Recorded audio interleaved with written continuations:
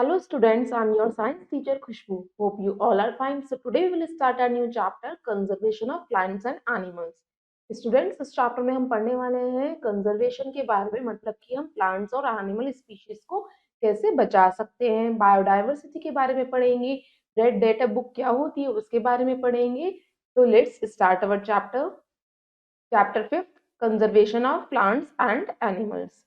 Students, we will learn some topics in our chapter. First is biodiversity, conservation of forest, IUCN and Red Data Book, wildlife and conservation of forest and wildlife. तो students ये topic हम अपने chapter में cover करने वाले हैं। Let's start our chapter. आपको पता है कि जो हमारे आसपास बहुत सारे प्लांट्स, एनिमल्स, माइक्रो ऑर्गेनिजम्स होते हैं, वो हमारे साथ ही हमारी प्लैनेट अर्थ पे रहते हैं। ये सारे क्या होते हैं? हमारे लिविंग नेचुरल रिसोर्सेज होते हैं, और कुछ ऐसे नेचुरल रिसोर्सेज होते हैं जो नॉन लिविंग होते हैं। नॉन लिविंग कौन से नेचुरल रिसोर्सेज होते हैं? जैसे air, water, soil, sun's energy मतलब सन की लाइट, वो सारे क्या है आपके नेचुरल रिसोर्सेज जो कि नॉन लिविंग है। बच्चों, जो सारे लिविंग थिंग्स हैं वो डिपेंड करते हैं नॉन लिविंग नेचुरल रिसोर्सेज पे। जैसे जो प्लांट्स, एनिमल्स, माइक्रो ऑर्गेनिजम्स पे, वो डिपेंड किस पे करते हैं? एयर पे, वाटर पे, सनलाइट पे। तो ये क्या है? हमारी नॉन लिविंग नेचुरल रिसोर्स। तो स्टूडेंट्स, जैसे जैसे ह्यूमन पॉपुलेशन इंक्रीज होती जा रही है, वैसे वैसे इन नेचुरल रिसोर्सेज की डिमांड भी इंक्रीज होती जा रही है। तो अब हम क्या देख रहे हैं कि जैसे जैसे पॉपुलेशन की डिमांड इंक्रीज होती जा रही है, वैसे वैसे जो ये सारे रिसोर्सेज हमारी धीरे धीरे डिप्लीटेड होती जा रही हैं, खत्म होती जा रही हैं। तो हम इन्हें कैसे कंजर्व कर सकते हैं, कैसे बचा सकते हैं, इसके बारे में हम अपने चैप्टर में पढ़ने वाले हैं। आपको कुछ इमेजेस दिखा रखी है नेचुरल रिसोर्सेज की। बच्चों, अब हम आगे रीड करते हैं कि कंजर्वेशन क्या होता है।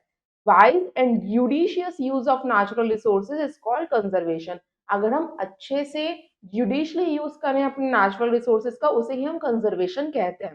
फिर हम उसे बचा सकते हैं। आपको ये इंश्योर करना है कि जो आपकी सारे नेचुरल रिसोर्सेज हैं वो फ्यूचर जनरेशन तक अवेलेबल रहे, वो खत्म नहीं होने चाहिए। हमें ओवर यूज नहीं करना चाहिए रिसोर्सेज का, हमें वेस्ट नहीं करनी चाहिए रिसोर्सेज को। और स्टूडेंट्स, हमने कंजर्वेशन को टू एस्पेक्ट्स में डिवाइड कर दिया है। फर्स्ट आता है कि हमें ये देखना है कि जो अवेलेबिलिटी है प्लांट्स की, एनिमल्स की और मटेरियल्स की, वो हमारे फ्यूचर जनरेशन तक भी रिस्टोर रहे। और सेकंड, हमें ये देखना है कि जो क्वालिटी है इन्वायरमेंट की, वो कैसे बेटर हो सकती है। ये क्या है? आपके टू एस्पेक्ट्स होते हैं कंजर्वेशन के। अब हम स्टार्ट करते हैं अपना topic, what is biodiversity. Biodiversity होता क्या है? जो ये टर्म है बायोलॉजिकल डाइवर्सिटी, जिसे हम बायोडाइवर्सिटी भी कहते हैं, इसका मीन्स होता है बहुत सारे वेराइटी के लिविंग ऑर्गेनिजम्स जो एग्जिस्ट करते हैं अर्थ पे। बच्चों, लिविंग ऑर्गेनिज्म में सारी लाइफ फॉर्म्स आ गई, प्लांट्स भी, एनिमल्स भी और माइक्रो ऑर्गेनिजम्स भी। जिन ये वाली जो स्पीशीज हमारी एग्जिस्ट करती हैं अर्थ पे, इनसे ही बायोडाइवर्सिटी फॉर्म होती है। बायोडाइवर्सिटी बच्चों हर प्लेस पे एक जैसी नहीं होती। कहीं पे प्लांट स्पीशीज अलग होते हैं और कहीं पे प्लांट स्पीशीज डिफरेंट होता है, और कहीं पे ज्यादा अमाउंट में प्लांट स्पीशीज होते हैं और कहीं पे कम अमाउंट में होता है। तो बायोडाइवर्सिटी हमारी यूनिफॉर्म नहीं होती। आप देखते हैं जो फॉरेस्ट है वो हमारा बायोडाइवर्सिटी का सबसे मेन कंपोनेंट माना जाता है। कि आपको इमेज शो कर रखी है, some of the biodiversity of the Great Barrier Reef. Next अब हम देखते हैं bits and bytes. India has more than half of the world wild tigers, 65% of the Asian elephants, 85% of the great one-horned rhinoceros and 100% of the Asian lions। बच्चों, ये सारे आपकी क्या population बता रखी बायोडाइवर्सिटी स्पीशीज की, वो कितने कितने परसेंट एग्जिस्ट करते हैं अर्थ पे। नेक्स्ट आता है हमारा टॉपिक, इंपॉर्टेंस ऑफ बायोडाइवर्सिटी। इस बायोडाइवर्सिटी की इंपॉर्टेंस क्या है, वो जरूरी क्यों है हमारे लिए। जैसे ये फ्लोरा फोना होता है किसी भी रीजन में, वो ग्रो करते हैं, वो क्या करते हैं हमारे मैनकाइंड को प्रोग्रेस करने में हेल्प करते हैं। जैसे हमारे लिए कितनी हेल्पफुल होते हैं flora and fauna. Flora means flower species, फोना मीन्स एनिमल स्पीशीज। ये आपके लिए कितनी हेल्पफुल होती हैं? ये क्या करती हैं? आपको इकोनॉमिकली इंपॉर्टेंट प्रोडक्ट्स प्रोवाइड करवाती हैं, क्लाइमेटिक कंडीशंस को रेगुलेट करने में हेल्प करती हैं। ऐसे हम और भी इसकी इंपॉर्टेंस पढ़ते हैं एग्जाम्पल्स के थ्रू। फर्स्ट आता है आपका ट्रीज। ट्रीज क्या करते हैं? आपको इकोनॉमिकली यूजफुल प्रोडक्ट्स प्रोवाइड करवाते हैं। ट्रीज आपको मेडिसिन भी प्रोवाइड करवाते हैं। ट्रीज क्या कौन कौन से, जैसे मलेरिया के जो ड्रग होता है क्यूनाइन, वो भी किनकोना ट्री से ही बनाया जाता है। तो इससे एंटी मलेरियल ड्रग भी बनती है। और जैसे रोजी पेरिविंकल मदसागर है और पैसिफिक यू ट्री से जो लीव्स होती है उससे एंटी कैंसर के ड्रग्स बनाए जाते हैं। तो स्टूडेंट्स, ट्रीज भी हमारे लिए कितने हेल्पफुल है, जो इतने हमारे डिजीज को क्योर करने में, मेडिसिन बनाने में हमारी हेल्प करते हैं। नेक्स्ट आता है बायोडाइवर्सिटी की इंपॉर्टेंस में। जो ट्रीज हैं क्या करते हैं, बहुत सारे स्पीशीज को शेल्टर भी प्रोवाइड करवाते हैं। वो ऑक्सीजन और कार्बन डाइऑक्साइड को रेगुलेट करने में हेल्प करते हैं। एटमॉस्फेयर में मॉइस्चर बनाने में हेल्प करते हैं। जितने ज्यादा ट्रीज होते हैं उतने ही हमारे एटमॉस्फेयर में मॉइस्चर बन पाता है। और वो क्या करते हैं, ट्रीज फ्लड्स को कंट्रोल करने, जब बाढ़ आती है तो उसके जो वाटर है उसको स्टॉप करने को, उसको बाइंड करने के लिए हेल्प करते हैं, फ्लड को कंट्रोल करते हैं और सॉइल इरोजन मतलब मिट्टी को खराब होने से भी बचाते हैं। नेक्स्ट आता है आपका बायोडाइवर्सिटी की इंपॉर्टेंस में। बहुत सारी स्पीशीज हैं जो एग्जिस्ट करते हैं और एक दूसरे के ऊपर इंटरडिपेंडेंट है।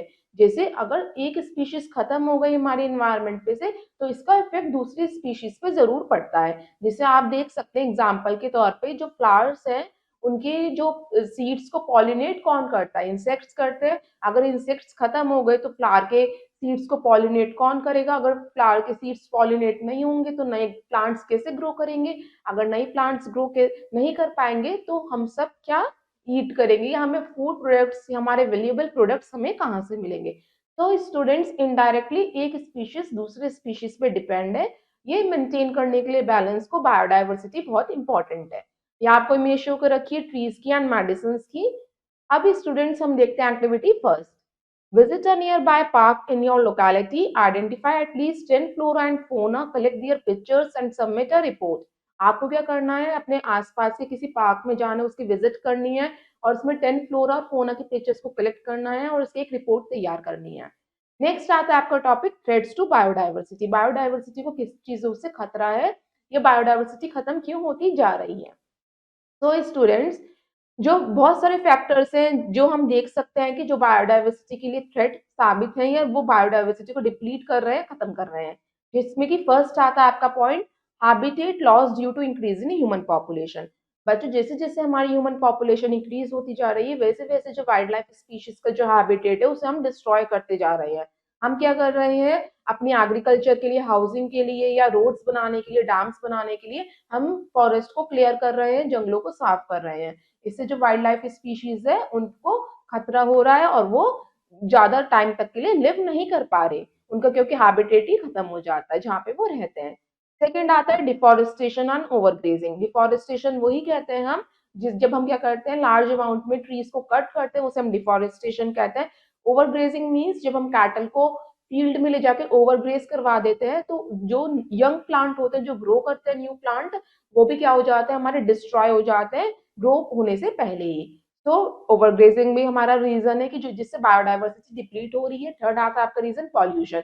बच्चों, एयर और वाटर इतना पॉल्यूटेड होता जा रहा है, किसकी वजह से? इंसेक्टिसाइड्स जो हम यूज करते हैं एग्रीकल्चर में, टॉक्सिक एलिमेंट्स रिलीज होते हैं फैक्ट्रीज से, इंडस्ट्रीज से या पेट्रोलियम प्रोडक्ट से। और ये सारा हमारा टॉक्सिक वेस्ट कहाँ जाता है? एयर में, वाटर में सारा चला जाता है, डिस्पोज कर देते हैं, जिसकी वजह से पॉल्यूशन की वजह से भी हमारे बायोडाइवर्सिटी को खतरा हो रहा है। क्योंकि जो वाटर एनिमल्स होते हैं, एक्वेटिक एनिमल्स होते हैं, वो सर्वाइव नहीं कर पा रहे पानी में। थर्ड आता है आपका next, introduction of exotic species. बच्चों, एक्सोटिक स्पीशीज वो होते हैं जो स्पीशीज एक नई लोकेलिटी में आके क्या करते हैं, रहने लगते हैं, सर्वाइव करने लगते हैं। अब जैसे अब उनके हैबिटेट को हम खत्म कर देंगे कोई पर्टिकुलर स्पीशीज की, तो अब वो रहने के लिए दूसरे प्लेस पे जाएंगे। तो वहां पे जो नेटिव स्पीशीज होते हैं जो पहले से ही रहते हैं, तो उनको क्या है, सर्वाइव करने में दिक्कत आएगी दोनों स्पीशीज को एक साथ। इसकी वजह से जो नेटिव स्पीशीज है उनकी पॉपुलेशन कम हो जाएगी, तो एक्सोटिक स्पीशीज ज्यादा बढ़ते जा रहे हैं, ये भी एक रीजन है। नेक्स्ट आता है आपका रीजन क्लाइमेटिक चेंजेस। बच्चों, हमारी एक्टिविटीज की वजह से हम क्या कर रहे हैं, टेम्परेचर को बिल्कुल हमने इम्बैलेंस कर दिया है। कभी जो टेम्परेचर है हाई हो जाता है, कभी रेनफॉल का पैटर्न है, कभी बारिश बहुत ज्यादा होती है, कभी बारिश बिल्कुल भी नहीं होती, जिससे ग्लोबल वार्मिंग हो रही है। ग्लोबल वार्मिंग इतनी बढ़ रही है कि जो हमारी आइस कैप्स हैं वो मेल्ट होती जा रही है और जिससे जिसको इफेक्ट कर रही है हमारी बायोडाइवर्सिटी पे। बायोडाइवर्सिटी में सिर्फ बच्चों प्लांट्स और एनिमल्स नहीं आते, माइक्रो ऑर्गेनिजम्स ही नहीं आते, बल्कि हम सब भी आते हैं बायोडाइवर्सिटी में। नेक्स्ट आता है ह्यूमन ग्रीड। ह्यूमन ग्रीड क्या है? जैसे international trade in wild life. बच्चों, ये क्या है कि वाइल्ड लाइफ के जो प्रोडक्ट्स होते हैं, जैसे टाइगर के प्रोडक्ट्स होते हैं, एलिफेंट के जो प्रोडक्ट्स होते हैं उसको क्या करना, ट्रेड करना उनसे। तो इससे क्या कर रहे हैं, हंटिंग कर रहे हैं ज्यादा अपनी ग्रीडीनेस के लिए। तो इससे क्या हो रहा है, सारी वाइल्ड लाइफ स्पीशीज धीरे धीरे खत्म होती जा रही हैं। तो स्टूडेंट्स, ये सारे जो फैक्टर्स हैं ये क्या कर रहे हैं, बायोडाइवर्सिटी को डिप्लीट कर रहे हैं या ये थ्रेट कर रहे हैं। ये आपको इमेज दिखा रखी है डिफॉरेस्टेशन की एंड एयर पोल्यूशन की। नेक्स्ट आता है need for conservation of biodiversity. अब हमें क्या करना चाहिए, हमें जरूरी है कि हम बायोडाइवर्सिटी को कंजर्व करें, उसे प्रोटेक्ट करें, बचाएं। तो ये हमारे लिए जरूरी क्यों है, सबसे पहले हम ये देखते हैं, तभी तो हम किसी चीज को प्रोटेक्ट कर पाएंगे अगर हम उसके पता चलेगा कि हमारे लिए कितना इसेंशियल है। तो बायोडाइवर्सिटी का सबसे जरूरी पॉइंट क्या होता है कि मेंटेन करती है बैलेंस किसके बीच में, नेचर के बीच में, मतलब प्रकृति के बीच में, और हमारे इकोसिस्टम के बीच में जो सराउंडिंग्स के साथ रिलेट करती है। तो ये बायोडाइवर्सिटी मेंटेन करती है। सेकंड पॉइंट आता है इसका बच्चों, जो वाइल्ड लाइफ एनिमल्स होते हैं, प्लांट्स होते हैं, वो आपको बहुत सारे कमोडिटीज प्रोवाइड करवाते हैं जिसकी वजह से आप इजिली सर्वाइव कर पाते हो, क्योंकि ट्रीज आपको इतने सारे वैल्यूएबल प्रोडक्ट्स देते हैं, एनिमल भी आपको प्रोडक्ट्स देते हैं। थर्ड आता है जो वाइल्ड लाइफ है, वो क्या करती है, ब्रीडिंग प्रोग्राम में हेल्प करती है, जैसे एग्रीकल्चर में, हॉर्टिकल्चर में, सेरिकल्चर में, एपीकल्चर में। बच्चों, सेरिकल्चर में हम सिल्क वर्म का यूज करते हैं, एपीकल्चर में बीज का यूज करते हैं। तो इसके दौरान हम क्या करते हैं, एनिमल ब्रीडिंग का भी यूज करते हैं। तो ये हमारे लिए कितनी यूजफुल है। नेक्स्ट आता है बच्चों, हम ह्यूमन बींग्स, हम पार्ट है नेचर का। मगर बच्चों हम क्या है, सिर्फ एक पार्ट है, हम क्या है, कंपोनेंट है नेचर का। हम एक दूसरे के ऊपर डिपेंडेंट है, हम ये नहीं कह सकते कि हम इंडिपेंडेंट है, हम अकेले ही अलोन सरवाइव कर सकते हैं इस इकोसिस्टम में। हमें दूसरे स्पीशीज की भी रिक्वायरमेंट होगी सरवाइव करने के लिए, इसलिए हमें बायोडाइवर्सिटी को क्या बचाना चाहिए, उसे प्रोटेक्ट करना चाहिए, क्योंकि बायोडाइवर्सिटी के साथ हम क्या करते हैं, कोरिलेट करते हैं, जिससे एक होल सपोर्ट सिस्टम तैयार होता है। बच्चों, अगर ये बायोडाइवर्सिटी खत्म हो गई तो इससे ह्यूमन एग्जिस्टेंस में भी प्रॉब्लम आ सकती है, ह्यूमन की लाइफ को भी खतरा हो सकता है। सो इसलिए it is very essential to conserve biodiversity. Let's try it out. अब हम फिलिंग द ब्लैंक्स करते हैं। फर्स्ट है आपका, dash is the genetic species and ecological diversity of organisms in a given area. उसे हम क्या कहते हैं, बायोडाइवर्सिटी। फर्स्ट में हम फिल करेंगे।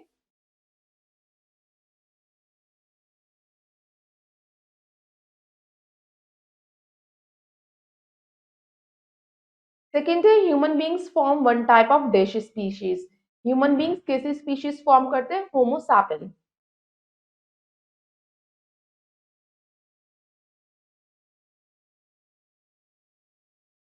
थर्ड है, overgrazing by cattle has resulted in. बच्चों, अगर जो कैटल है ओवरग्रेज कर देते हैं तो इससे क्या हो जाता है, सॉइल इरोजन हो जाता है। ओवरग्रेजिंग से सॉइल जो है हमारी खराब हो जाती है।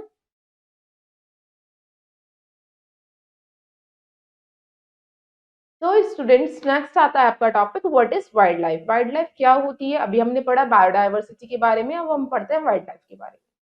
वाइल्ड लाइफ में बच्चों non cultivated, non domestic life भी इंक्लूड होती है। नॉन डोमेस्टिक लाइफ वो होती है जिन्हें हम अपने साथ रख नहीं सकते, डोमेस्टिकेट नहीं कर सकते, जैसे प्लांट्स एंड कुछ एनिमल स्पीशीज। ये कहाँ रहते हैं, नेचुरल सराउंडिंग्स में रहते हैं, अपने नेचुरल हैबिटेट में रहते हैं।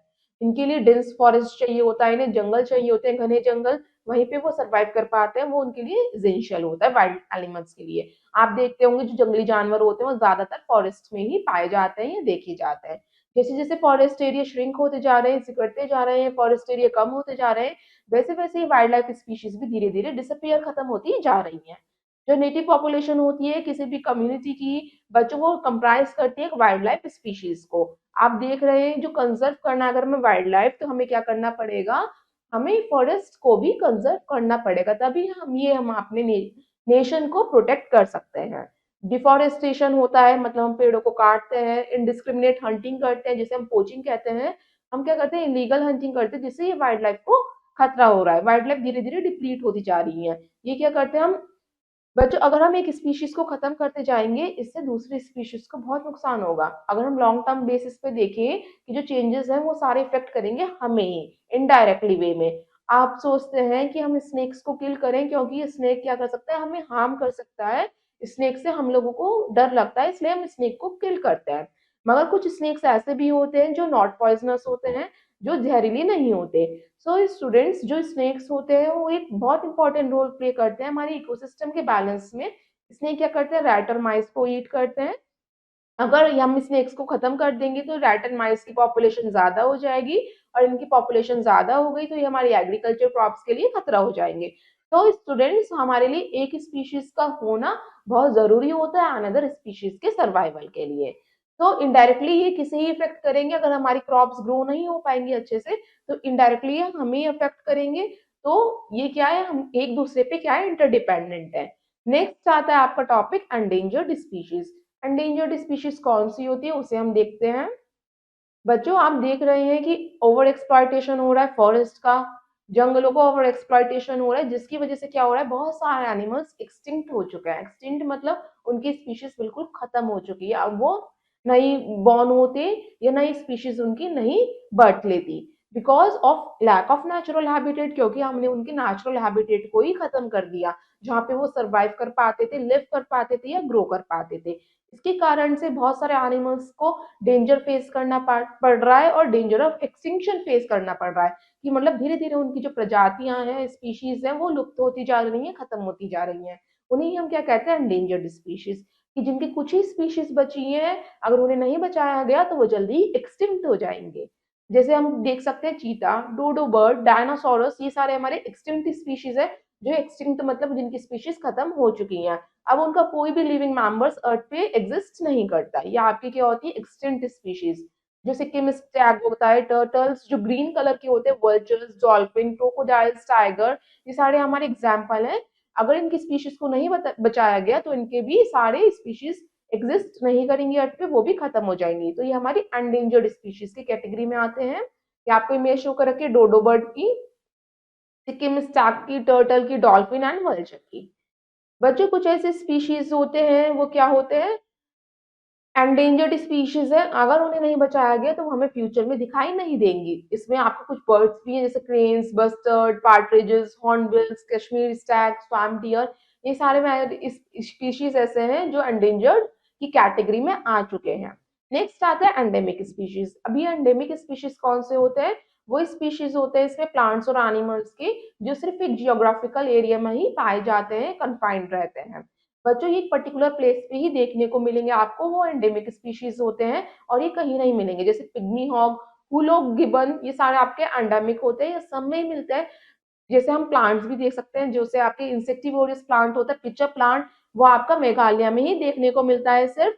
तो स्टूडेंट्स, ऐसे बहुत सारे एंडेमिक स्पीशीज की जो एग्जिस्टेंस है वो धीरे धीरे थ्रेट होती चली गई है, खत्म होती जा रही है, और वो किस में आ गई है, एक्सोटिक स्पीशीज के इंट्रोडक्शन में आ गए हैं, जो ज्यादातर एक ही प्लेस पे पाए जाते हैं, एक ही जियोग्राफिकल एरिया पे देखे जाते हैं। साल वाइल्ड मैंगो कुछ ऐसे फ्लोरा हमारे एग्जाम्पल्स है, फ्लोरा मतलब हमारे प्लांट स्पीशीज के एग्जाम्पल हैं, जो पंचमढ़ी बायोस्फीयर रिजर्व में ही देखे जाते हैं। ये आपको इमेज शो कर रखी है कुछ एंडेमिक स्पीशीज की, जैसे पिग्मी हॉग एंड हुलॉग गिबन की। नेक्स्ट आता है कंजर्वेशन ऑफ फॉरेस्ट।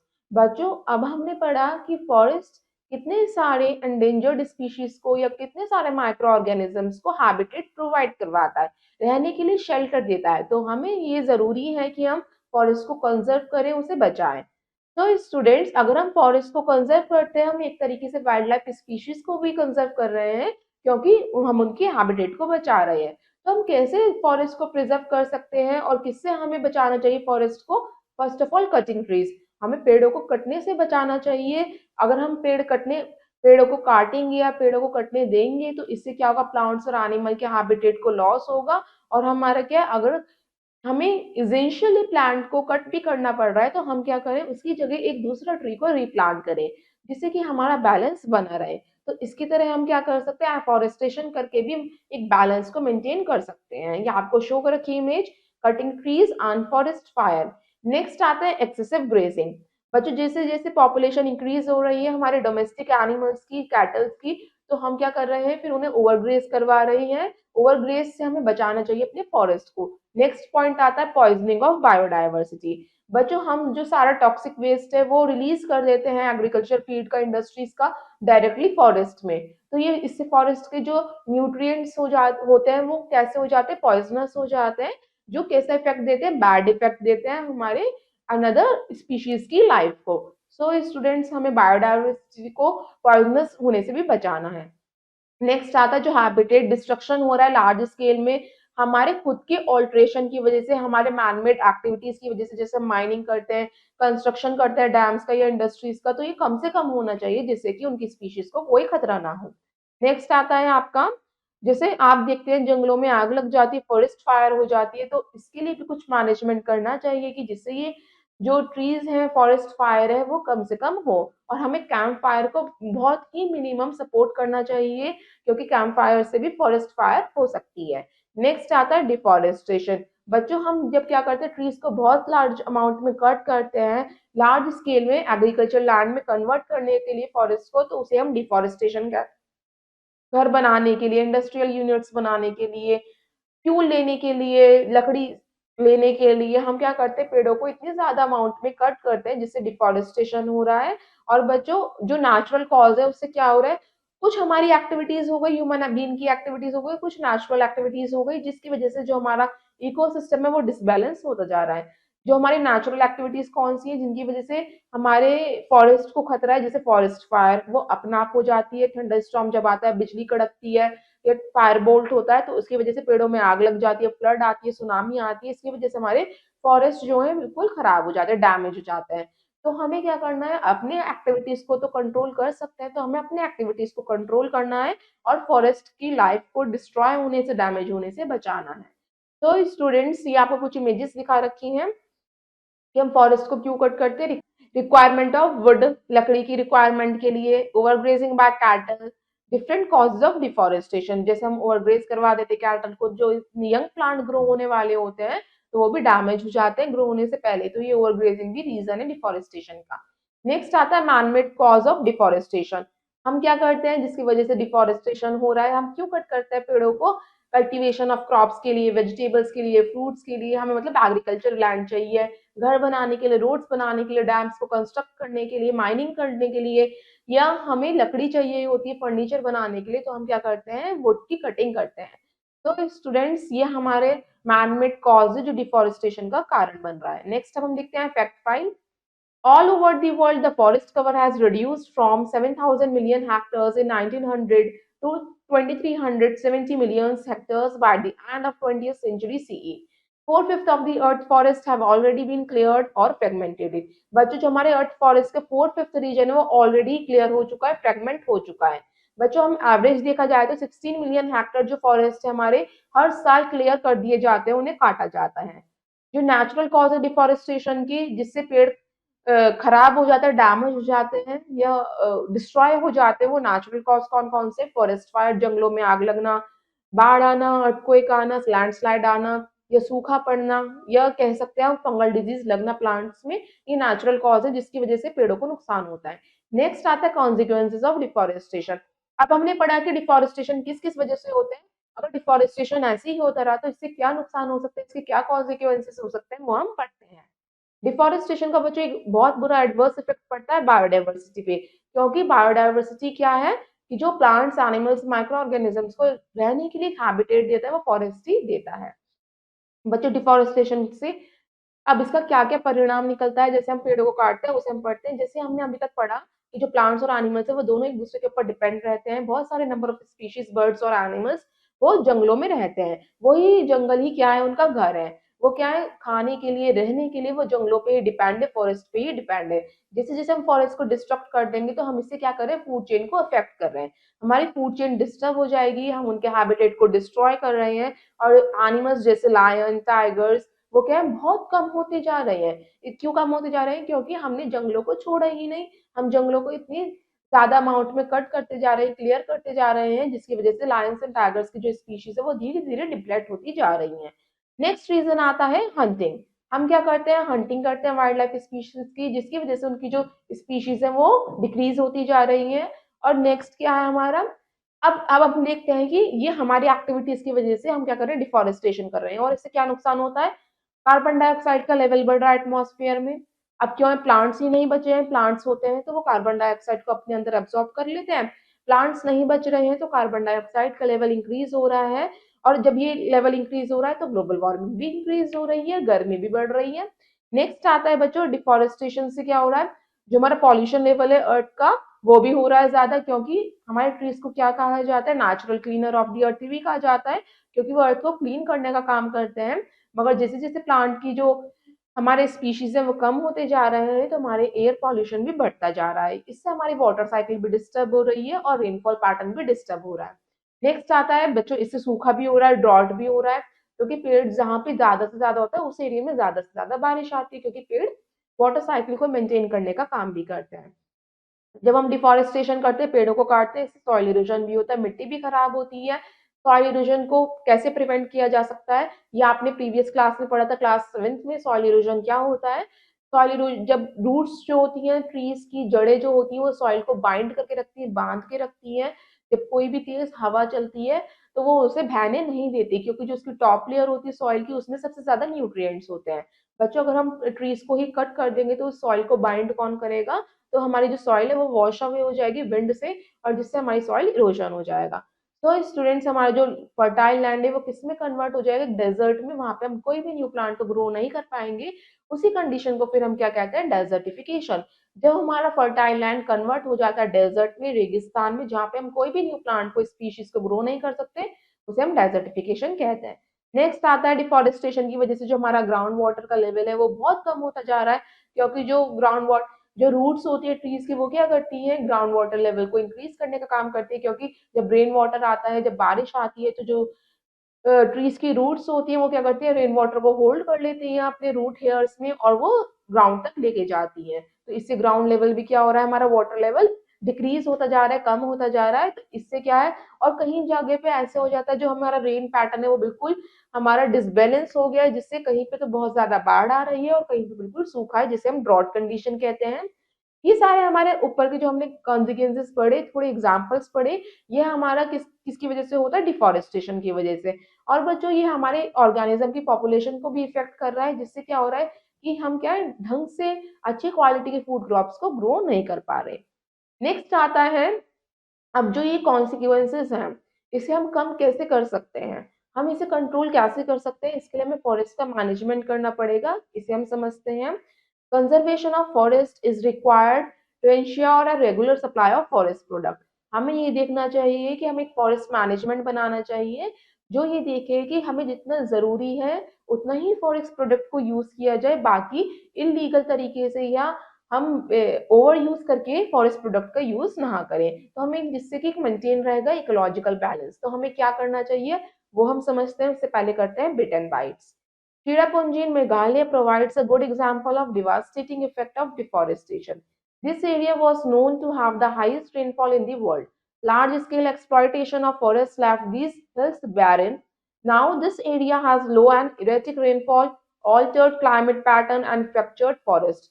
बच्चों, मेघालय में चेरापूंजी रीजन माना जाता था कि वहां पे सबसे ज्यादा अमाउंट में रेनफॉल होती है, मगर जैसे जैसे हमारा क्लाइमेटिक पैटर्न चेंज होता जा रहा है, जहाँ पे वहां पे सबसे ज्यादा पेड़ों को कटिंग हो रही है, वहां पे पेड़ों को काटा जा रहा है, तो वो एरिया कैसा हो गया, बैरन हो गया, बंजर हो गया, वहां पे नए प्लांट्स नहीं ग्रो कर पा रहे।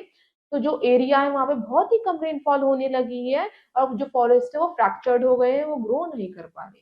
तो स्टूडेंट्स, जो हमारे मेघालय का एरिया माना जाता था चेरापूंजी, जो सबसे ज्यादा हाईएस्ट रेनफॉल के लिए जाना जाता था, वहां पे भी बहुत कम बारिश होती है। नेक्स्ट, अब हम देखते हैं कि फॉरेस्ट मैनेजमेंट में हम क्या क्या कर सकते हैं। हम ये देख सकते हैं कि जो फॉरेस्ट के रिसोर्सेज है उन्हें हम रेशनली, इकोनॉमिकली और मतलब कि जुडिशली यूज करें, वाइजली यूज करें। हम उसका ओवर यूज या वेस्टेज ना करें।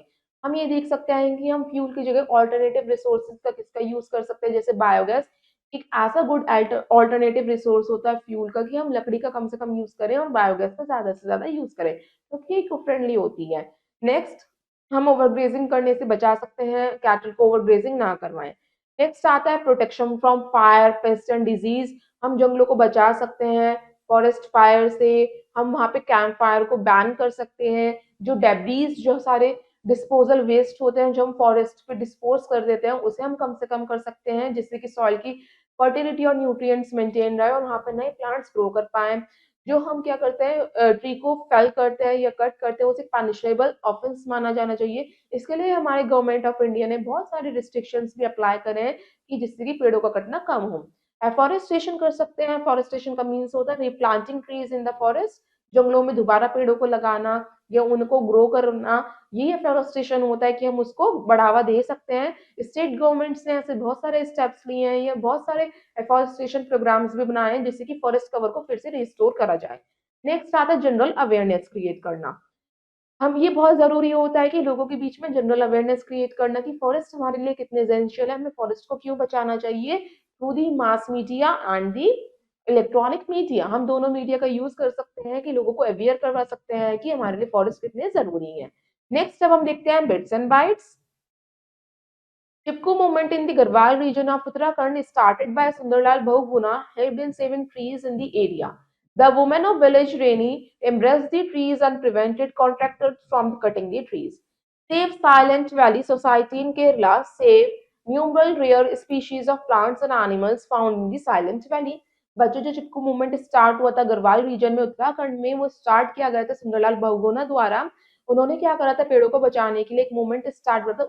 उस मोमेंट के दौरान जो बहुत सारी वुमेन्स थी, लेडीज थी, वो उन्होंने क्या कर लिया था, ट्री को हब कर लिया था और उन्होंने कॉन्ट्रैक्टर को मना कर दिया था कि हम आपको पेड़ को काटने नहीं देंगे। एक बेटा इनवाइट है। सेकंड आता है सेफ साइलेंट वैली सोसाइटी है जो है केरला में। उन्होंने बहुत सारे rare species of plants and animal को प्रोटेक्ट करा है in the Silent Valley. Next आता है हम कैसे अपने एनवायरनमेंट को प्रोटेक्ट कर सकते हैं, रिसाइकलिंग ऑफ पेपर। हम पेपर को रिसाइकिल कर सकते हैं। पेपर किससे बनता है बच्चों, पल्प ऑफ ट्री से बनता है। तो बच्चों हम क्या कर सकते हैं, आपको पता है लकड़ी से ही पेपर बनाया जाता है। तो अगर हम पेपर का कम से कम यूज करें या हम उसे रिसाइकिल करें पेपर का, इससे हम कितने सारे पेड़ों को बचा सकते हैं। आपको पता है 17 ग्रोन ट्रीज को यूज किया जाता है 1 टन पेपर बनाने के लिए। तो बच्चों हम क्या कर सकते हैं, एक पेपर 5 to 7 टाइम रिसाइकिल किया जा सकता है। तो हम उसे कम से कम 3 to 4 टाइम तो रिसाइकिल कर ही सकते हैं जिससे हम ज्यादा से ज्यादा पेड़ों को बचा सके। बच्चों अगर हम एक पर्सन भी अगर 1 to 2 शीट्स ऑफ पेपर रोज बचाएगा तो हम कम से कम एक साल में मिलियंस ऑफ ट्रीज को बचा सकते हैं। पेपर हमें क्या करना चाहिए, कम से कम 5 to 7 टाइम्स रिसाइकिल करना चाहिए। इससे हम पेपर को बचाएंगे, कम से कम यूज करेंगे उसका, तो हम पेड़ों को भी बचा पाएंगे। नेक्स्ट हम देखते हैं, let's try it out, answer the following questions. First है आपका question, define the term deforestation and afforestation. आपको बताना है डिफॉरेस्टेशन क्या होता है और एफॉरेस्टेशन क्या होता है। डिफॉरेस्टेशन का मीन्स क्या होता है, द फेलिंग ऑफ ट्रीज या the cutting of trees in a large scale is called deforestation. Afforestation का मीन्स क्या होता है, दोबारा से ट्रीज को लगाना, the replanting of trees in a forest is called afforestation. Second आता है व्हाट इज कंजर्वेशन। कंजर्वेशन का मीन्स होता है प्रिजर्व करना किसी भी चीज को, the preservation of the natural resources to being depleted, खत्म होने से किसी भी नेचुरल रिसोर्स को बचाना, उसे हम कंजर्वेशन कहते हैं। थर्ड आता है व्हाट कॉज डेजर्टिफिकेशन। डेजर्टिफिकेशन का मीन्स होता है the conversion of the fertile land into the desert. अगर हम फर्टाइल लैंड को कन्वर्ट कर देते हैं डेजर्ट में तो उसे हम डेजर्टिफिकेशन कहते हैं, क्योंकि सॉइल की सारी फर्टिलिटी खत्म हो जाती है। नेक्स्ट आता है आपका topic conservation of forest and wild life. बच्चों फॉरेस्ट एंड वाइल्ड लाइफ को कंजर्वेशन करना क्यों जरूरी है वो हम एक बार देखते हैं। बच्चों जो ह्यूमन पॉपुलेशन है ज्यादातर डिपेंड करती है इसी अपनी फूड के लिए और भी नेसेसरी थिंग्स के लिए बायोडाइवर्सिटी पे। जैसे जैसे एक्सटिंक्शन हो रहा है स्पीशीज का, वैसे वैसे हमारे बायोलॉजिकल बैलेंस क्या हो रहा है, डिस्टर्ब होता जा रहा है। ये हमें इमीडिएट एक्शन की लेने की जरूरत है या इमीडिएट अटेंशन की जरूरत है कि हम बायोडाइवर्सिटी को कंजर्व करने के लिए सोचे। हमें क्या करना पड़ेगा, फॉरेस्ट को कंजर्व करना पड़ेगा। हम कैसे फॉरेस्ट को कंजर्व कर सकते हैं, इसे हमने प्रीवियस क्लास में भी पढ़ा था, उसे हम एक बार रिकॉल करते हैं। हमें प्लांट हार्वेस्टिंग करनी चाहिए, डिफॉरेस्टेशन करना चाहिए, ज्यादा से ज्यादा प्लांट्स को ग्रो करना चाहिए, फॉरेस्ट को कट होने से बचाना चाहिए, फॉरेस्ट फायर से बचाना चाहिए, इंसेक्ट और पेस्ट से बचाना चाहिए, ओवर ग्रेजिंग करने से बचाना चाहिए। इससे हम क्या कर सकते हैं, फॉरेस्ट को ही नहीं कंजर्व कर रहे बल्कि नेचुरल हैबिटेट को भी कंजर्व कर रहे हैं वाइल्ड लाइफ के। तो स्टूडेंट इससे क्या होगा, वाइल्ड लाइफ कंजर्वेशन भी होगा। तो ये बहुत जरूरी होता है कि हम फॉरेस्ट और वाइल्ड लाइफ को कंजर्व करें। इसके लिए हमें इंडिविजुअली भी, सोसाइटी के बेस पे भी और गवर्नमेंट एजेंसीज ने भी इस पे कुछ बहुत सारे प्रोग्राम्स बनाए हैं जिससे हम क्या कर सकते हैं, फॉरेस्ट और वाइल्ड लाइफ को कंजर्व कर सकते हैं। इसमें बहुत सारी एजेंसीज बनाई हैं, हमारी गवर्नमेंट ने बहुत सारी पॉलिसीज इंप्लीमेंट करी हैं, बायोस्फीयर रिजर्व्स बनाए हैं, वाइल्ड लाइफ सेंचुरीज बनाई है, नेशनल पार्क्स बनाए हैं। ये प्रोटेक्टेड एरियाज होते हैं जहाँ पे फॉरेस्ट और वाइल्ड लाइफ को कंजर्व करके रखा जाता है। बहुत सारी थ्रेटेंड स्पीशीज हैं जो इंडिया में देखे जाते हैं, black buck, white eyed buck, elephant, golden cat, ये सारे हमारे क्या हैं जो वाइल्ड लाइफ सेंचुरीज में स्पीशीज रखे जा रहे हैं, प्रोटेक्ट किए जा रहे हैं। Now see an activity second, अब हम एक्टिविटी सेकंड देखते हैं। इस एक्टिविटी का आपका एम है to find the protected area in your district, state and country. आपको बताना है कि आपके डिस्ट्रिक्ट में, स्टेट में और कंट्री में कौन कौन से प्रोटेक्टेड एरिया कितने हैं। इसके लिए आपको चाहिए होगी नोटबुक, पेंसिल, पेन, आउटलाइन करना है मैप पे, तो एक मैप चाहिए होगा। आपको क्या करना है, अपने 3 स्टूडेंट्स का ग्रुप बनाना है, उसमें national park, wild life centuries और बायोस्फीयर रिजर्व फाइंड करने हैं अपने डिस्ट्रिक्ट में, स्टेट में और कंट्री में। इसे अपने नोटबुक में ऑब्जर्वेशन टेबल बनानी है, उसमें फिल करना है, और जो आपने फिल करा है रीजन वो आप मार्क भी करेंगे अपने मैप में या आउटलाइन करेंगे। यहाँ पे कॉलम से protected area, national park, wild life sanctuary and biosphere reserve का। नेक्स्ट आता है कि नेशनल पार्क होता क्या है। नेशनल पार्क बच्चों एक ऐसा प्रोटेक्टेड लैंड एरिया होता है जहाँ पे जो एनिमल है उनको नेचुरल हैबिटेट ही प्रोवाइड करवाई जाती है, उनके नेचुरल सराउंडिंग में ही उन्हें प्रिजर्व करवाया जाता है या उन्हें प्रोटेक्ट किया जाता है। यहाँ पे बच्चों अलाउ नहीं होती किसी भी पीपल की फ्री एंट्री नेशनल पार्क में। नेक्स्ट आता है जिम कॉर्बेट नेशनल पार्क। ये हमारा फर्स्ट नेशनल पार्क था जो उत्तराखंड में बनाया गया था, स्टैब्लिश किया गया था 1936 सीई में। बच्चों अब 2023 में इस जिम कॉर्बेट नेशनल पार्क में वो जिम कॉर्बेट नेशनल पार्क हमारा फर्स्ट नेशनल पार्क था। अब 2023 में हमारे 10 नेशनल पार्क स्टैब्लिश हो चुके हैं इंडिया में। नेक्स्ट आता है wild life sanctuary. Wild life sanctuary एक प्रोटेक्टेड लैंड एरिया होता है जिसमें कंजर्व करके रखा जाता है वाइल्ड एनिमल्स को, बर्ड्स को, एनिमल्स को। और यहाँ पे हंटिंग जो होती है बिल्कुल प्रोहिबिट होती है, कि बिल्कुल यहाँ पे हंटिंग नहीं की जाएगी। बस कुछ जो प्राइवेट ओनरशिप की जो राइट्स होते हैं वो मानने होते हैं कि यहाँ पे कुछ लोग हैं जो जिनके पास लाइसेंस है वो आ सकते हैं माइनर फॉरेस्ट प्रोडक्ट्स के लिए, हार्वेस्टिंग करने के लिए या कल्टीवेशन करने के लिए, बल्कि विद हैविंग लाइसेंस, लाइसेंस होना चाहिए। अब हमारे इंडिया में 573 वाइल्ड लाइफ सेंचुरीज बन चुकी हैं, जिसमें कि घाना बर्ड सेंचुरी जो लोकेटेड है वो भरतपुर राजस्थान में है। नेक्स्ट आता है बायोस्फीयर रिजर्व। बच्चों बायोस्फीयर रिजर्व भी एक स्पेसिफाइड लैंड एरिया होता है जिसका मल्टीपल यूज किया जा सकता है, तो इसलिए बायोस्फीयर रिजर्व को 3 जोन्स में डिवाइड कर दिया जिसमें डिफरेंट डिफरेंट एक्टिविटीज परफॉर्म की जाती है। फर्स्ट आता है आपका कोर जोन। ये कोर जोन बायोस्फीयर रिजर्व में वहां पे है जहाँ पे एक भी ह्यूमन एक्टिविटी अलाउ नहीं होती, कि वहां पे वाइल्ड लाइफ स्पीशीज को और प्लांट स्पीशीज को डिस्टर्ब करना बिल्कुल अलाउ नहीं होता। सेकंड आता है बफर जोन। बफर जोन में लिमिटेड ह्यूमन एक्टिविटी अलाउ की जाती है। थर्ड आता है ट्रांजिशन जोन। इसमें कुछ ही ह्यूमन एक्टिविटीज को अलाउ किया जाता है। नेक्स्ट आता है, अब हम देखते हैं बिट्स एंड बाइट्स। जो आपका नीलगिरी बायोस्फीयर रिजर्व है वो फर्स्ट रिजर्व है जो स्टैब्लिश हुआ था इंडिया में। ये धीरे धीरे केरला, तमिलनाडु और कर्नाटका में इसकी ब्रांचेस फैल गई हैं। नेक्स्ट आता है सुंदरबन, काजीरंगा, नंदा देवी, गुल्फ ऑफ मन्ना, सिंपलीपल, ये अदर बायोस्फीयर रिजर्व है जो इंडिया में स्टैब्लिश की गए थे। ये आपको जिम कॉर्बेट नेशनल पार्क की इमेज शो कर रखी है जो कि उत्तराखंड में है। नेक्स्ट अब हम देखते हैं activity third, find out the number and names of national park, wild life centuries and biosphere reserve in your state and country. आपको क्या करना है, अपने स्टेट का और कंट्री का national park, wild life sanctuary और बायोस्फीयर रिजर्व को बताना है कि कितने हैं और कौन कौन से हैं, उनकी नंबर एंड नेम आइडेंटिफाई करने हैं और उनकी फोटोज लेनी है एंडेंजर्ड, वल्नरेबल और रेयर स्पीशीज की जो पाई जाती है इन नेशनल पार्क और बायोस्फीयर रिजर्व्स में, और आपको इसका एक डाटा बनाना है। नेक्स्ट अब हम देखते हैं, अब बच्चों 738 बायोस्फीयर रिजर्व हैं हमारे पूरे वर्ल्ड में और हमारे इंडिया में 18 है। नेक्स्ट आता है बायोस्फीयर रिजर्व हेल्प करता है किसे मेंटेन करने में, हमारे बायोडाइवर्सिटी को as well as culture of our country, हमारे कंट्री के कल्चर को भी मेंटेन करता है और बायोडाइवर्सिटी में भी बैलेंस मेंटेन करता है। बायोस्फीयर रिजर्व क्या करता है, एक प्रोटेक्टेड एरिया है बच्चों, किसकी तरह, नेशनल पार्क और वाइल्ड लाइफ सेंचुरीज की तरह। जैसे पंचमढ़ी बायोस्फीयर रिजर्व, उसमें सतपुरा नेशनल पार्क आता है और 2 वाइल्ड लाइफ सेंचुरीज आती है, बोरी एंड पंचमढ़ी। तो ये बायोस्फीयर रिजर्व दोनों का ही क्या होता है, कॉम्बिनेशन होता है। अब नेक्स्ट देखते हैं हंटिंग रेगुलेशंस। बच्चों कुछ स्ट्रिक्ट लॉज फॉलो कर देने चाहिए, इंप्लीमेंट कर देने चाहिए। जो इलीगल हंटिंग होती है, पोचिंग होती है जो एनिमल्स पे की जाती है। सारी जो कंट्रीज है उन्होंने कुछ ना कुछ लॉज को क्या कर रखा है, सेफ गार्ड कर रखा है अपने एनवायरमेंट को प्रोटेक्ट करने के लिए। हमारे गवर्नमेंट में ने भी कुछ इन्वायरमेंटल लॉज को इम्प्लीमेंट करा है जिससे वाइल्ड लाइफ स्पीशीज और फॉरेस्ट को बचाया जा सकता है। जैसे इन्वायरमेंट प्रोटेक्शन एक्ट 1986 में लॉन्च किया गया था, फॉरेस्ट कंजर्वेशन एक्ट 1980 में लॉन्च हुआ था, वाइल्ड लाइफ प्रोटेक्शन एक्ट 1972 में इन्वेंट हुआ था। ये आता है आपके बच्चों कुछ स्ट्रिक्ट लॉज हैं जो हमारी गवर्नमेंट ऑफ इंडिया ने इम्प्लीमेंट करे हैं जिससे कि एनिमल्स की हंट को रोका जा सके और जो इंडेंजर्ड है हमारे एनिमल्स है उन्हें एक्सटिंक्ट होने से बचाया जा सके। जैसे हंटिंग ऑफ टाइगर बैन हो चुकी थी 1973 में ही। एलिफेंट और राइनोसोरस को हम क्यों किल करते थे, आइवरी के लिए, हॉर्न्स के लिए, जो उनके हॉर्न्स होते थे उसके लिए एलिफेंट्स और राइनोसोरस को किल किया जाता था, अब वो धीरे धीरे बैन होता जा रहा है। बियर्स और फॉक्स को हंट करते थे फर के लिए, और जो टाइगर उसको स्किन के लिए। ऐसे ही हम क्या करते थे, कुछ ऐसे बायर्स होते थे वो क्या करते थे, इनको इनका ट्रेड करते थे वाइल्ड लाइफ प्रोडक्ट्स का। तो ये भी धीरे धीरे बैन होता जा रहा है, जिससे कि एंडेंजर्ड स्पीशीज को किल होने से बचाया जा सके। नेक्स्ट आता है आपका कैप्टिव ब्रीडिंग। बच्चों, कैप्टिव ब्रीडिंग का मीन्स होता है breeding wild animals in captivity. मतलब जो एंडेंजर्ड स्पीशीज खत्म होने के कगार पर है, उनकी स्पीशीज बहुत ही कम एग्जिस्ट करती है हमारी अर्थ पे, तो उन्हें कैप्टिव ब्रीडिंग प्रोवाइड की जाए, मतलब कि उन्हें नेचुरल हैबिटेट में ही उनकी स्पीशीज को और ज्यादा इंक्रीज किया जाए, जिससे कि जो उनकी स्पीशीज है एक्सटिंक्ट ना हो।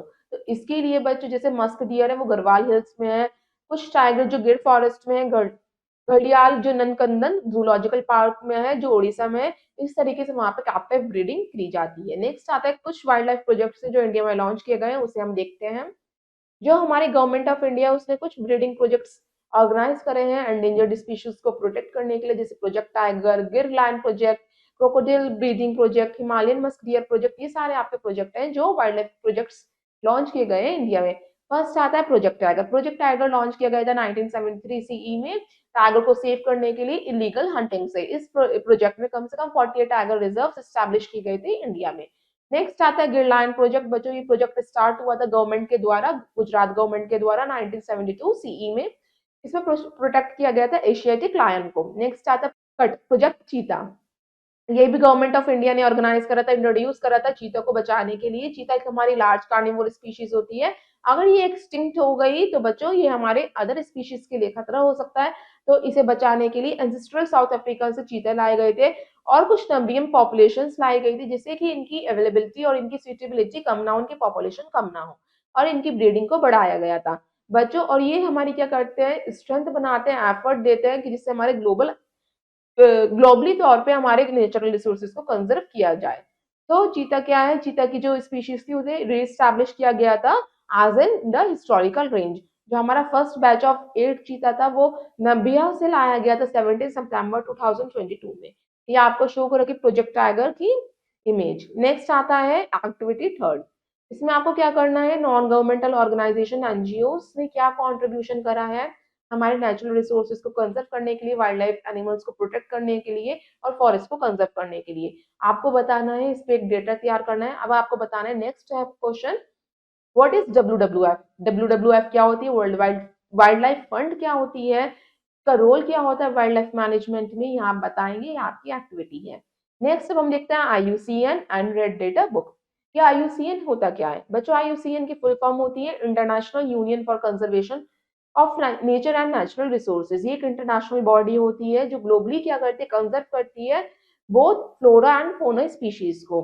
फिर इस बॉडी का रीनेम कर दिया था आईयूसीएन से वर्ल्ड कंजर्वेशन यूनियन, डब्ल्यूसीयू बना दिया था। फिर डब्ल्यूसीयू ने कैटलॉग पब्लिश करी थी जिसका नेम था रेड डाटा बुक। इस बुक में लिस्ट बनाई गई थी जो एंडेंजर्ड स्पीशीज है, जिन्हें हमें क्लोजली अटेंशन देने की जरूरत है, कंजर्व करने की जरूरत है, वरना वो एक्सटिंक्ट हो जाएंगी। इनकी स्पीशीज बहुत कम ही प्रेजेंट करती है बर्थ पे। जो आईयूसीएन है, जिसे हम डब्ल्यूसीयू भी कह सकते हैं, उन्होंने एक रेड लिस्ट सिस्टम तैयार किया था, इनिशिएट करा था, स्टार्ट करा था 1963 में, और उन्होंने एक लिस्ट रिवाइज करी थी। और ये लिस्ट हमेशा रिवाइज होती रहती है, इसमें नए नए स्पीशीज को मेंशन किया जाता है, और उसमें एक कैटलॉग तैयार किया जाता है ऑर्गेनिज्म का, कि वो कि कौन सी स्पीशीज हमारे रिस्क ऑफ एक्सटिंक्शन पे हैं। बच्चों, जो पॉपुलेशन स्टेटस तैयार किया जाता है स्पीशीज का, उसमें क्या होता है, वही आपका क्या कहलाती है, रेड डाटा बुक, जिसमें ये सारी स्पीशीज के नेम लिखे जाते हैं। इसमें extinct, critical, enlarged, endangered, vulnerable, lower list, deficient, और ये सारी कैटेगरी के बेस पे एक स्पीशीज तैयार की जाती है, एक लिस्ट तैयार की जाती है डिफरेंट डिफरेंट स्पीशीज की। नेक्स्ट आता है आपका जो रेड लिस्ट है या रेड डेटा बुक जिसे हम कहते हैं, ये रिवाइज होती है पीरियोडिकली बच्चों, हर रेगुलर इंटरवल ऑफ टाइम में। जो रेड लिस्ट है वो 2000 में इंडिया में लॉन्च की गई थी, जिसमें 44 प्लांट स्पीशीज लिखे गए थे। ये जो क्रिटिकली एंडेंजर्ड है, 113 एंडेंजर्ड थे, और 87 वल्नरेबल हमारे स्पीशीज थे, वो भी खत्म होने के कगार पे थे। और एनिमल्स में मेंशन किया गया था 18 स्पीशीज हमारे क्या है एनिमल्स के, जो क्रिटिकली एंडेंजर्ड है, और 143 वल्नरेबल है। तो स्टूडेंट्स इस तरीके से रेड डेटा बुक में डेटा को मेंटेन किया जाता है, स्पीशीज को लिखा जाता है। अब हम करते हैं, let's try it out, name the following.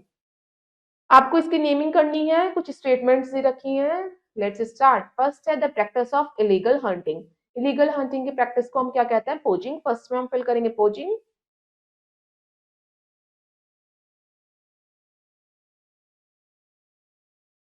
Second है place where an organism lives and interact with other components of the environment.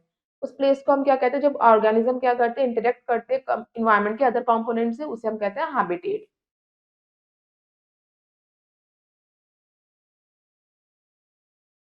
Third है a huge area reserved for conservation of flora and fauna with limited human activity। उस huge area को हम क्या कहते हैं? Biosphere reserve.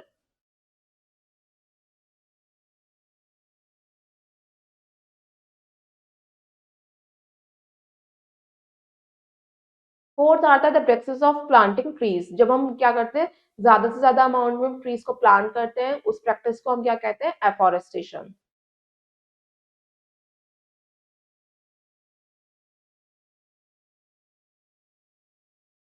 Fifth है species restricted in its occurrence to a particular area और region. वो कौन सी स्पीशीज होती है जो सिर्फ एक पर्टिकुलर जियोग्राफिकल एरिया में ही ग्रो करती है, वो उसे हम कहते हैं endemic species.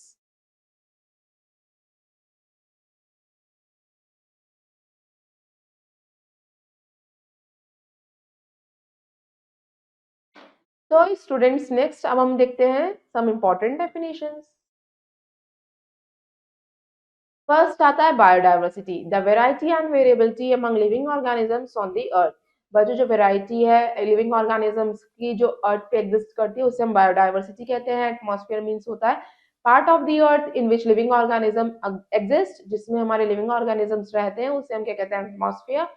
Biosphere reserves means protected area for the conservation of wild plants and animals. Biosphere reserve का मींस होता है वो प्रोटेक्टेड एरिया जिसमें वाइल्ड प्लांट्स और एनिमल्स को कंजर्व किया जाता है। कंजर्वेशन का मींस होता है प्रोटेक्ट करना, सस्टेनेबल यूज करना और मैनेजमेंट करना नेचुरल रिसोर्सेज का। डिफॉरेस्टेशन का मींस होता है फॉरेस्ट को क्लियर कर देना या इनडिस्क्रिमिनेट तरीके से ट्रीज को कट करना। डेजर्टिफिकेशन का मींस होता है कन्वर्जन करना फर्टाइल लैंड का डेजर्ट में, किसकी वजह से? सॉइल की फर्टिलिटी कम हो रही है या पानी की कमी की वजह से डेजर्टिफिकेशन होता है। नेक्स्ट आता है ड्रॉट का मींस होता है क्रॉप ग्रोथ का फेलियर, कम बारिश की वजह से, उसे हम क्या कहते हैं? ड्रॉट का हो जाना, सूखा पड़ना। नेक्स्ट आता है इकोसिस्टम। इकोसिस्टम एक कम्युनिटी होती है जो ऑर्गेनिज्म एक दूसरे से इंटरडिपेंड करते हैं। कौन कौन से ऑर्गेनिजम्स होते हैं? Plant, animals and micro organism. और एक फिजिकल एनवायरनमेंट के साथ वो इम्बैलेंस बनाते हैं या एक को रिलेशन बनाते हैं। नेक्स्ट आता है एंडेंजर्ड स्पीशीज। वो स्पीशीज होती हैं जो खत्म होने के कगार पे होती हैं या थ्रेट ऑफ एक्सटिंक्शन कहते हैं। नेक्स्ट आता है एंडेमिक स्पीशीज। वो स्पीशीज होती हैं जो एक पर्टिकुलर एरिया में ही पाई जाती हैं। एरोजन का मीन्स होता है wearing away of top layer of soil by acting of wind, water and overgrazing. जो टॉप लेयर होती है सॉइल की उसका खराब हो जाना ओवरग्रेजिंग की वजह से, विंड की वजह से या वाटर की वजह से, तो सॉइल इरोजन कहते हैं। एक्सटिंक्ट स्पीशीज वो होते हैं जो स्पीशीज खत्म हो चुके हैं, बिल्कुल डिसअपेयर हो चुकी है उनकी सारी स्पीशीज, अब वो उनका कोई भी लिविंग मेंबर अर्थ पे एग्जिस्ट नहीं करता। फोन का मीन्स होता है सारे एनिमल स्पीशीज जो एक पर्टिकुलर एरिया में पाए जाते हैं। फ्लोरा का मीन्स होता है जो प्लांट स्पीशीज एक पर्टिकुलर एरिया में पाए जाते हैं। वाइल्ड लाइफ का मीन्स होता है सारे ऑर्गेनिजम्स जो लिव करते हैं अपने नेचुरल हैबिटेट में, उन्हें हम वाइल्ड लाइफ कहते हैं। तो students now let's summing up the chapter. इस चैप्टर में हमने क्या क्या पढ़ा उसे एक बार देख लेते हैं। Biodiversity is the variety of life on earth. Biodiversity का मीन्स होता है डिफरेंट डिफरेंट लाइफ फॉर्म्स जो एग्जिस्ट करती हैं अर्थ के ऊपर। कॉजेस क्या है बायोडाइवर्सिटी की, जिसमें हमने पढ़ा habitat loss due to increase in human population, deforestation and overgrazing, pollution, introduction of exotic species, climatic change यानी ह्यूमन ग्रीथ। इसकी वजह से हमारे क्या है? बायोडाइवर्सिटी धीरे धीरे खत्म होती जा रही है। कुछ ऐसे स्पीशीज है प्लांट्स और एनिमल्स के जो फाउंड होते हैं एक ही पर्टिकुलर एरिया में और वो दूसरे कहीं प्लेस में नहीं दिखाई देंगे, उन्हें हम क्या कहते हैं? Endemic species. जो बच्चों प्रोजेक्ट टाइगर था वो लॉन्च किया गया था 1973 सीई में टाइगर को बचाने के लिए इलीगल हंटिंग से। और बच्चों नेक्स्ट आपका आता है जो स्पीशीज इंट्रोड्यूस करती है नई इक्वालिटी में जाती है, अपने हैबिटेट को फाइंड करती है, उन स्पीशीज को हम कहते हैं एक्सोटिक स्पीशीज। जो प्रोसेस था कंजर्वेशन, एक ऐसा प्रोसेस होता है जो कन्वर्जन कर देता है फर्टाइल लैंड को डेजर्ट में कन्वर्ट कर देता है, उसे हम क्या कहते हैं? Desertification. Gym Corbett National park ये उत्तराखंड में बनाया गया था, पहला नेशनल पार्क था जो इंडिया में स्टैब्लिश किया गया था 1936 सीई में। जो गिर लाइन प्रोजेक्ट था वो स्टार्ट किया गया था गवर्नमेंट ऑफ गुजरात के द्वारा 1972 सीई में एशियाटिक लायन को प्रोटेक्ट करने के लिए।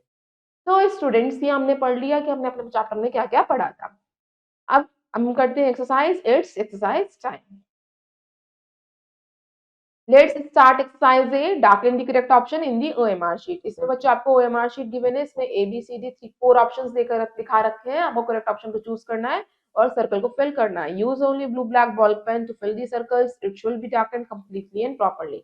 बच्चों आपको करेक्ट मेथड शो कर रखा है, इसकी तरह ही आपको सर्कल को फिल करना है। Let's start. फर्स्ट है, in which of the following is Jim Corbett National Park located. बच्चों जिम कॉर्बेट पार्क कहाँ पे लोकेटेड है? उत्तराखंड में। तो B is the right. Next आता है आपका second, in which of the following is Ghana bird sanctuary located. Ghana bird sanctuary कहाँ पे लोकेटेड है बच्चों? भरतपुर राजस्थान में। So A is the right. Next है आपका third, wildlife conservation means protection and preservation of rare species of. बच्चों wild life protection का means होता है कि रेयर स्पीशीज को क्या होने से बचाना, एक्सटिंक्ट होने से बचाना। तो रेयर स्पीशीज किसकी होती है? प्लांट्स और एनिमल्स दोनों की होती है। सो सी इज द राइट। नेक्स्ट आता है आपका fourth, which of the following is an endangered species of animal. इसमें से कौन सी हमारी एंडेंजर्ड स्पीशीज है एनिमल्स की? एनिमल्स की पूछा है तो क्रोकोडाइल आएगा। सो ये इज द राइट।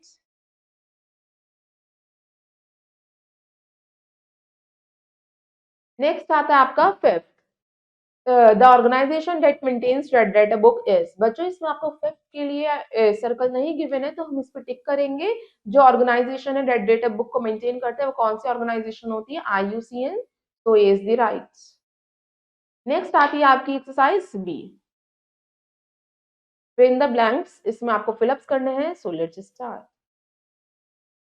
फर्स्ट है आपका, in a wildlife sanctuary killing and capturing of animals is. बच्चों वाइल्ड लाइफ सेंचुरी में किलिंग और कैप्चरिंग एनिमल्स क्या होता है? बिल्कुल प्रोहिबिट होता है, बिल्कुल मना होता है, स्ट्रिक्टली प्रोहिबिट।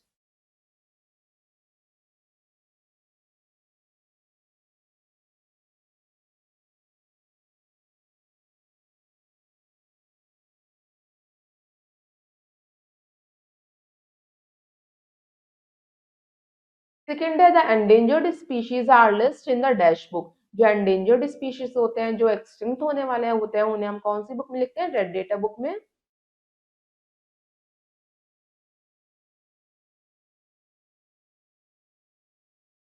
थर्ड है, dash is an extinct bird. कौन सी बर्ड है जो बिल्कुल एक्सटिंक्ट हो चुकी है, वो एग्जिस्ट नहीं करती अर्थ पे? डोडो बर्ड।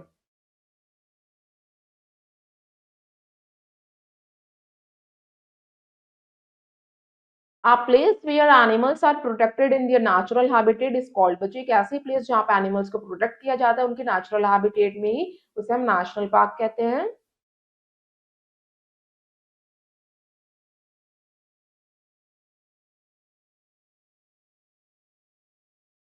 फिफ्थ है, biodiversity include dash dash and dash. Biodiversity में कौन कौन आता है? Plants, animals and micro organisms.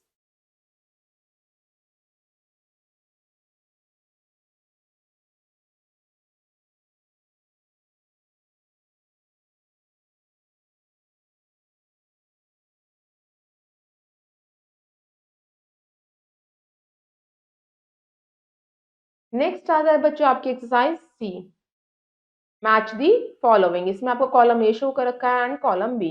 इसमें आपको कॉलम की मैचिंग करनी है। So let's start. फर्स्ट है फ्लोरा। फ्लोरा कौन सी होती है? हमारी प्लांट की स्पीशीज होती है जो पाई जाती है एक पर्टिकुलर रीजन में। फर्स्ट को मैच करेंगे एफ से। फोना क्या होती है? Animal species that found in a particular region. Second को मैच करेंगे ई से। थर्ड डेजिटिफिकेशन का मीन्स क्या होता है कि आपका कन्वर्ट कर देना फर्टाइल लैंड को एक डेजर्ट में। सो थर्ड को मैच करेंगे डी से। फोर्थ है पोचिंग। पोचिंग का मीन्स क्या होता है? Act of hunting animals. Animals को मारना या उन्हें हंट करना। फोर्थ को मैच करेंगे सी से। एंडेंजर्ड स्पीशीज कौन से होते हैं? जो एक पर्टिकुलर एरिया में फाउंड होते हैं और जो खत्म होने के कगार पे होते हैं। तो फिफ्थ को मैच करेंगे हम बी से। सिक्स आता है एंडेमिक स्पीशीज। एंडेमिक स्पीशीज एक पर्टिकुलर एरिया में, जियोग्राफिकल एरिया में ही पाए जाते हैं और कहीं नहीं देखे जाते, उन्हें हम एंडेमिक स्पीशीज कहते हैं। सिक्स को मैच करेंगे ए से। सो स्टूडेंट्स आपने अपनी मैच दी कॉलम कर ली है। इसी तरीके से आप अपनी बाकी की एक्सरसाइज करेंगे। आई होप आपको चैप्टर समझ में आया होगा। अब हम आपसे मिलते हैं नेक्स्ट वीडियो में नेक्स्ट चैप्टर के साथ। So till then have a nice day, good bye, thank you.